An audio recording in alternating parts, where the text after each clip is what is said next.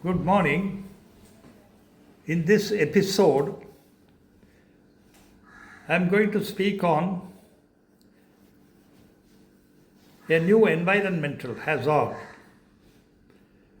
Actually, it is not about global warming, climate change, or the melting of Arctic ice and so on. This is about the deluge of noise level. The noise level which is inundating across the globe, all sections of people suffering under it. You find leaders everywhere speaking on everything under the sun, contributing to this noise level. Frequently you find that emotions of blind rage, cold hatred, burning indignation, and sheer frustration frequently lurk behind the polished phrases which come out of the mouths of these leaders. And unfortunately, the people are the victims. In the flux of history, the most earnest pronouncements of statesmen tend to be ephemeral. The archives of nations are stuffed with decrees, declarations, edicts, enunciations, protocols, and pronouncements that were meant to resound for decades but lasted only for weeks or months. It's a pity that the ego of these leaders who are basking in their self-created glory prevents them from looking at the realities. The words of the poet Thomas Gray spring to my mind. The boast of heraldry, the pomp of power, all that beauty, all that wealth ever gave, await alike the inevitable hour. The paths of glory lead but to the grave. These lines must be dinned into the ears of these leaders. Almost invariably and ironically too, religion is being used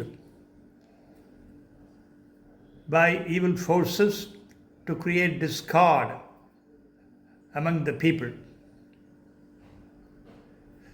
So many gods, so many creeds, so many paths that wind and wind, when just the art of being kind is all the sad world needs.